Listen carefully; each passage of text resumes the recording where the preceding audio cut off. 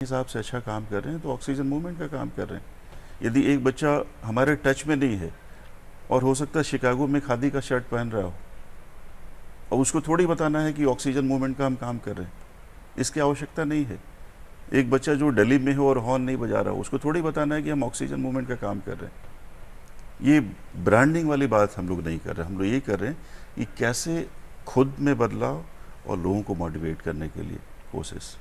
नहीं, मुझे लगता है कि कनेक्ट करने की जो कोशिश होनी चाहिए, यानी अगर आज 10 बच्चों को आपने सिखाया कि आप ये काम करो, आगे चलकर अगर वो उस चीज़ को नहीं कर रहे हैं या कर रहे हैं, तो इसके लिए क्या वो बाकी जो भी बच्चे अभी तक ऑक्सीजन से जुड़े हुए हैं उन्हें क्या आपने कोई ऐसा प्लेटफॉर्म, कोई ऐसी वेबसाइट या कोई ऐसी जगह दी है जिससे वो अपनी बातें शेयर कर सके कि हम कुछ करना चाहते हैं, कुछ कंट्रीब्यूट करना चाहते हैं या आगे चलकर हम कोई और हेल्प करना चाहें, तो ये कोई प्लेटफॉर्म ऐसा है उन्हें मिला है? जो बच्चे जॉब में आ गए हैं, कुछ बच्चों की तो शादी हो रही है, बच्चे भी हो रहे हैं उनके, वो लोग फिनेंशियली भी कंट्रीब्यूट करना शुरू किया और काफ़ी टच में रहते हैं।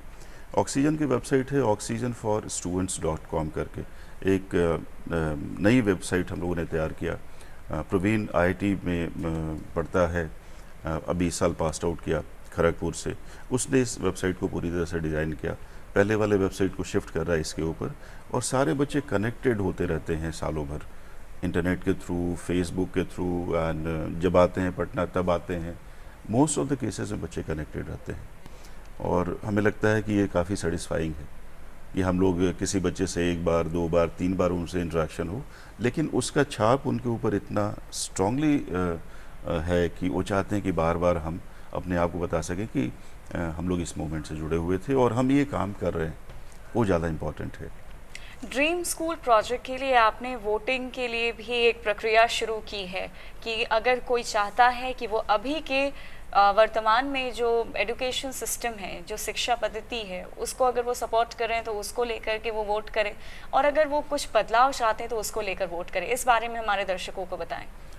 ड्रीम स्कूल के ऊपर दो कॉन्सेप्ट है। एक कॉन्सेप्ट ये है कि जो एग्जिस्टिंग सिस्टम है, एग्जिस्टिंग सिस्टम ये है कि हमारे पास पैसा है तो हम एजुकेशन को ख़रीद लें। हमारे पास पैसा है, जैसे हम क्रिमिनल हैं और पटना का बेस्ट स्कूल यदि 5,000 रुपये महीना चार्ज कर रहा है तो चांसेस है कि हम वहाँ पढ़ा सकें। और यदि हम ईमानदारी के साथ सब्जी बेचते हैं बट अपने बच्चे को फ़ीस नहीं दे सकते तो चांसेस है कि हमारे पास, हमारे लिए स्कूल नहीं अवेलेबल हो, या फिर वो सरकार के स्कूल अवेलेबल हो जिसकी हालत इतनी बुरी हो जिसकी कल्पना हम नहीं कर सकते। हम लोगों ने सरकारी स्कूलों में एक थैंक्स गिविंग प्रोग्राम चलाना शुरू किया। थैंक्स गिविंग प्रोग्राम इस तरह से कि हम लोग जाके प्रिंसिपल से मिलते हैं, उनसे बहुत सारे क्वेश्चंस पूछते हैं कि सर स्कूल की पास्ट क्या रही है, तो प्रिंसिपल बताते हैं कि हमारे स्कूल से फ़लाने फ़लाने आईएएस ऑफिसर निकले हैं जो रिटायर कर गए या फिर जो सीनियर पोजीशन पे हैं, हमारे यहाँ से ये लीडर्स निकले हैं। अभी जो बिहार के जो जितने भी लीडर्स आप नाम ले लीजिए, सब लोग सरकारी स्कूल से निकले हुए हैं। 85 बैच से पहले के जितने भी आईएएस आईपीएस ऑफिसर्स को देख लीजिए, सारे लोग सरकारी स्कूल से निकले। वहाँ पे क्वेश्चन हम लोगों ने बनाया, कुछ कुछ क्वेश्चन करके इसको लिखा कि हमारे स्कूल से कितने अच्छे अच्छे ऑफिसर निकले, कितने डॉक्टर्स निकले। और उसके बाद एक और बड़ा इंटरेस्टिंग क्वेश्चन हम लोगों ने दिया, does this institution consist of students coming from families of following. क्या स्कूल में डॉक्टर के बच्चे पढ़ते हैं? सरकारी स्कूल का सर्वे किया। क्या इंजीनियर के बच्चे पढ़ते हैं? सिविल सर्वेंट के बच्चे पढ़ते हैं? ब्यूरोक्रेट्स, हाई ऑफिशियल के बच्चे पढ़ते हैं? पॉलिटिशियन के बच्चे पढ़ते हैं? इन सारे स्कूलों में एक भी स्कूल ने इसका हाँ में जवाब नहीं दिया और कहते हैं यहाँ पे सिर्फ लेबर क्लास के बच्चे पढ़ते हैं। हमारे स्कूल को यदि हम इस तरह से बना देंगे जिसमें कि सिर्फ लेबर क्लास के बच्चे पढ़ें तो इसकी जिम्मेवारी किसी न किसी को तो लेनी होगी।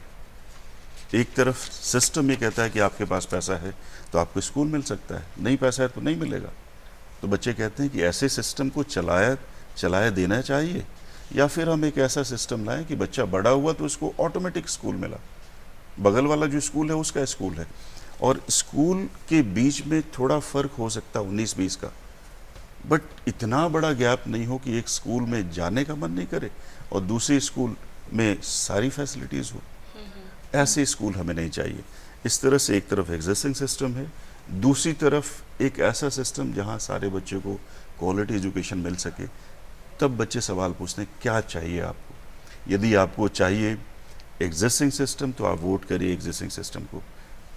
मोस्टली लोग 100% कहते हैं नहीं चाहिए हमको, तो फिर ऑल्टरनेटिव एजुकेशन सिस्टम चाहिए हमें, जहाँ पे प्यारे टीचर्स हों, टीचर को बेस्ट पॉसिबल रेम्यूनरेशन दिया जाए, क्योंकि वही हमारे समाज को बनाएगा, और सबसे ज़्यादा रिस्पेक्ट दिया जाए। जैसे टीचर की हालत ये हो कि उनके पास एक आई कार्ड हो, यदि किसी दुकान में ख़रीदारी करने जाते हो, यदि वो कार्ड दिखाते हैं तो सबसे पहले उनको सर्व किया जाए। यदि डिस्काउंट करना हो तो सबसे ज़्यादा डिस्काउंट टीचर्स को हो। यदि लाल बत्ती लगानी हो तो सबसे पहले टीचर्स की गाड़ी में लाल बत्ती लगाई जाए। टीचर को इतना इम्पोर्टेंट बनाया जाए, इतना इम्पोर्टेंस दिया जाए, तब जाकर के पॉसिबल है ये चीज़। ये वोट वाली बात में आप सोचिए, बच्चे क्या सोचते हैं, बच्चों के बीच काम करते करते बड़े क्या सोचते हैं। बड़े सोचते हैं कि दुनिया में जितनी जात है, जैसे भारत में जितनी जात है, सारे लोग, सारे जात के लीडर्स एक साथ मिल जाएं और सारा वोट एक साथ हो जाए उनका। बट बच्चे क्या सोचते हैं, लोग जो बड़े पॉलिटिशियन इस तरह से सोच रहे हैं कि अलग अलग जात के लीडर्स एक साथ मिल जाएंगे तो सारे वोट हमारे पास हो जाएंगे। बट बच्चे सोच रहे हैं कि भाई जात में तो सबसे ज़्यादा तकलीफ आप ही देते हो, अपने जात के ही लोग तो दहेज लेते हैं। मुझे लगता है कि एक ये बदलाव लाना चाहिए और अपने समाज को पैसे के आधार पर या फिर जाति या फिर धर्म के आधार पर बांटा नहीं जाना चाहिए। और ये बच्चे इसका सबसे अच्छा संदेश देते हैं कि वो मिलजुल कर कोई भी काम करना चाहते हैं। आपने ये बात बहुत सही कही, और मुझे लगता है कि जो आपने ये मुहिम शुरू की कि प्राइवेट स्कूल्स और पब्लिक स्कूल्स, इन दोनों में भी ये ध्यान देना चाहिए, भले तरीके आपके कुछ भी हों, क्योंकि वो शिक्षा का संस्थान है। कहा जाता है कि वो शिक्षा का मंदिर है, तो उसे उसी तरह से मंदिर की तरह पूजा जाना चाहिए। और जो शिक्षा देते हैं, जो हमें आगे बढ़ने के लिए प्रेरित करते हैं, उन्हें वो सम्मान मिलना चाहिए। उस सम्मान को देने की कमी है, और ये मुझे लगता है कि ये बच्चों से ही शुरुआत की जाएगी, क्योंकि वो पढ़ाई करने शिक्षा के मंदिर में जाते हैं। उन्हें अगर मन में ये सम्मान की भावना अपने शिक्षक को लेकर होगी तो काफ़ी अच्छा होगा। आप अभी इतनी गंभीर बातें करते हैं, और आपने अभी जैसे बताया स्टूडेंट ऑक्सीजन मूवमेंट के बारे में, आपका बचपन कैसा रहा? आप बचपन से ही कुछ अलग करना चाहते थे, कुछ चेंजेस लाना चाहते थे, या फिर आप अभी जाकर ये बदलाव आया?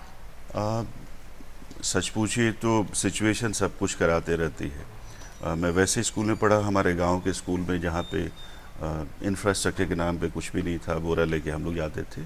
लेकिन शायद खुशी थी उस समय, हमारे टीचर से हमारा प्यार भी था, डर भी था। हमारे गांव के जो हेडमास्टर बराबर पटना आते थे, उनको अपने यहाँ घर में रहते थे, जब भी तबीयत ख़राब होती थी तो हॉस्पिटल ले जाते थे। बट उस समय भी लगता था कि यदि हमारा स्कूल का इंफ्रास्ट्रक्चर थोड़ा अच्छा हो, थोड़ा और अच्छे टीचर हो सके, जो थोड़े और क्वालिफाइड टीचर हो सकें, तो काफ़ी अच्छा हो। पटना में या पूरे देश में यदि बड़े स्कूलों को देखें और हमारे स्कूल को देखें तो दोनों के बीच का गैप काफ़ी था, काफ़ी बड़ा गैप है ये। मैं कोशिश करके अपने बच्चे को best so called best education देने की पूरी कोशिश कर रहा हूँ। पटना का जो बेस्ट स्कूल है उसमें उनको पढ़ा रहा हूँ। बट क्या सफिशिएंट है? क्या सिर्फ अपने बच्चे की बात की जाए? अपना बच्चा ही अपना बच्चा, और ये जो करोड़ों बच्चे हैं वो किसके बच्चे हैं? फिर ये ख्याल आना शुरू हुआ कि नहीं, हमें इस खाई को पाटना होगा।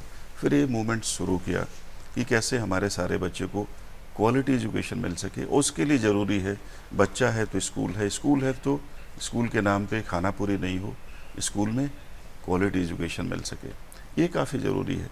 बच्चे जात पात से बहुत निकल रहे हैं जी, काफ़ी आगे बढ़ गए हैं, बिल्कुल काफ़ी आगे बढ़ गए, क्योंकि वो पूछते हैं कि मेरे जात के लोगों ने ही तो दहेज लेकर के लड़कियों को मारना शुरू किया है।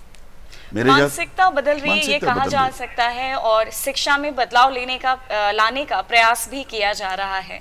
आप हमारे आज कार्यक्रम में आए, बिहार बिहान कार्यक्रम में, और इतनी सारी जानकारियां दी। और सबसे बड़ी बात अंकिता कि इन्होंने ये बताया कि बच्चों को आप किस तरह से छोटी छोटी चीज़ों के जरिए जोड़ सकते हैं इस तरह की मुहिम से, ये सबसे खास बात है। और हमारे दर्शकों को भी आज ये जानने को मौका मिला होगा कि छोटे बच्चे भी बहुत कुछ कर सकते हैं, और वो आगे आ रहे हैं अपने बड़ों को सीख देने में, उनका मार्गदर्शन करने के लिए।